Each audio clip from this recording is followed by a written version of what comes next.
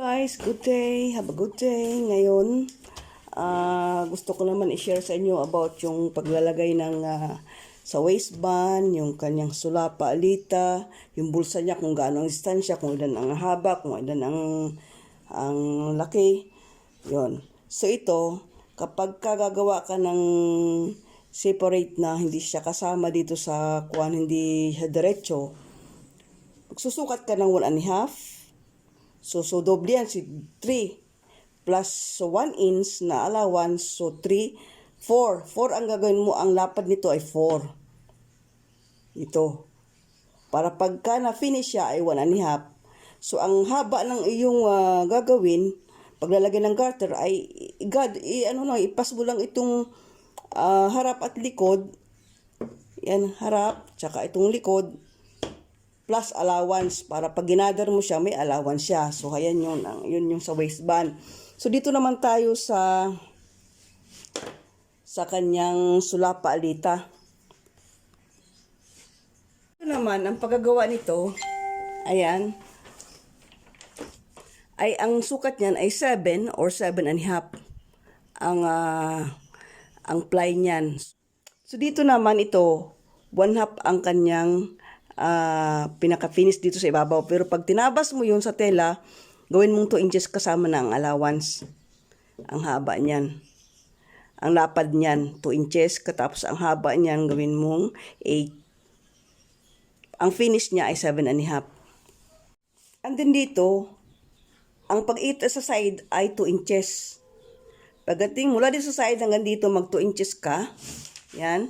And then mula dito hanggang dito, ay 6 inches. Guguhitan mo pa ganun, yan yung bulsa. Yung pocket niya.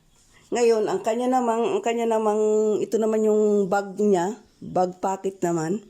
Ito. So, mula doon sa green line, 9 3/4. Mula doon, 9 3/4. And then, 4 inches hanggang dito. Katapos, i-curve mo lang yan, i-curve mo. Dito naman, so ito 6 inches. So, mula dito 6 inches, pag magtabas tayo, dito, dapat may material ditong 1 inch para dun kakapit yung bag pocket mo. So, ayan siya. So, 1 inch yan. So, ang laki ng bag pocket mo ay hanggang doon sa green line. So, ito, ayan. Wala dyan sa may bulsa. Dito ha. Hindi dito ha, kundi dito. Simula dyan, sukat ng 3 inches. Diyan mo ikakabit yung flap ng pocket, cargo pocket. So, ayan siya. 3 inches ang kanyang lapad ng flap. And then, ito namang bulsa niya ay 8.5 ang haba. Ang width naman ay 7. Ito naman, 3 inches ang kapal. Ang width naman niya ay 8. So, mas malaki ng 1/4 inches magkabila. 1/4. 1/4. So, kaya itong kanyang flap ay 8. Ito ng pinakabulsa niya, ang width ay 7.5. And then, ang haba niya ay 8. So, yan yung cargo pocket, no? So, kung gusto mo naman ay may plates, hanapin mo lang yung midpoint niyan. Katapos mag-add ka ng 4 inches. 4 inches ang i-add mo para meron siyang plate sa gitna ng pocket. So, ayan. Simula doon, 3 inches ha. Simula dito, 3 inches. So, bago mo, kay itong kwan, itatahi mo yan. So, ibababa mo lang ng 1 inch yung bulsa. Ang kabit ng bulsa, ibababa mo ng 1 inch doon sa flap pocket. Naman yung plates pocket. So, kung gusto mo merong plates yung iyong pocket, ng cargo pocket, ay magdadagdag ka ng 4 inches. So, hatiin mo sa gitna yung 7.5 and then mag-add ka ng 4 inches. So, ito, bali, itong dalawang ito, doon nakapaling. Ito naman dalawang ito, nakapaling doon. So, ito yun siya. Ayan. Yan siya. Yan yung plates. Ayan.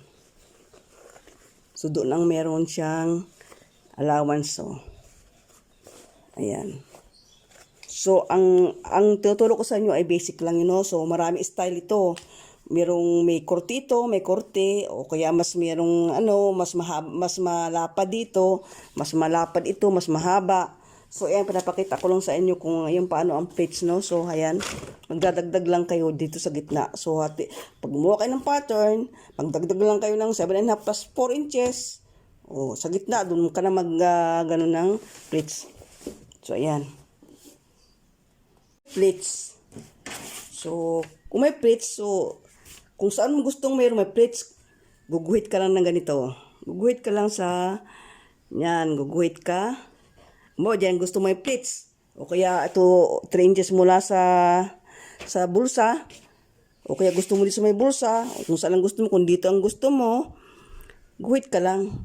Yan, guhit. Guhit ka dyan. Tapos paghiwalayin mo siya, gagawa ka ng pattern. So, dyan, sa desired mong yan, dyan ang pitch, mag-add ka ng 1.5 inches. Pag biniyak mo yan, mag-add ka ng 1.5 inches, and then saka mo siya ilagay dyan. Tapos pag pinattern mo na siya, kung gusto mo ng paganon ang tupi, pababa, dun mo siya ipapaling yung tela. Ay yung yung tela mo. Baba, pag ganyan ang gusto mo. Ganyan siya. Ganyan ang gupit mo. Dito. Kung doon naman ang paling, igaganyan mo siya. Para yung, pag pintinay mo siya, hindi siya lakdaw dito. Kung saan ang paling, doon ang tupi mo. Ng iyong tela. So, bibiyakan mo yan. Biyakan mo yan. Add mo ng 1.5. Tatagpayan mo lang may ng 1.5. Tapos itutupi mo siyang ganon. Yun na yung kanyang plates kung gusto mong may plates.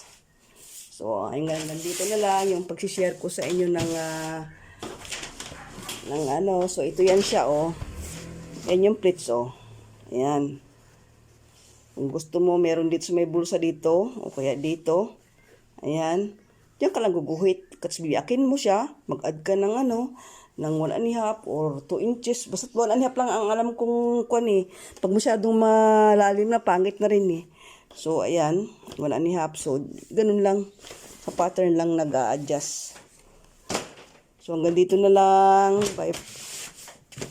Bye to everyone. Ayan, hanggang dito na lang pag-share ko kahit paano na medyo hirap ako magawa ng video pero gusto kong magturo. Hanggang dito na lang. Please like and share. So, i-share po ninyo para marami pong makaalam na gusto ng Tagalog. Dahil ang dami po ngayong tutorial puro English. So, masyadong islang. Kaya ako gusto ko magturo ng Tagalog para din sa ating kapwa Pilipino na gustong matuto ng pananahi.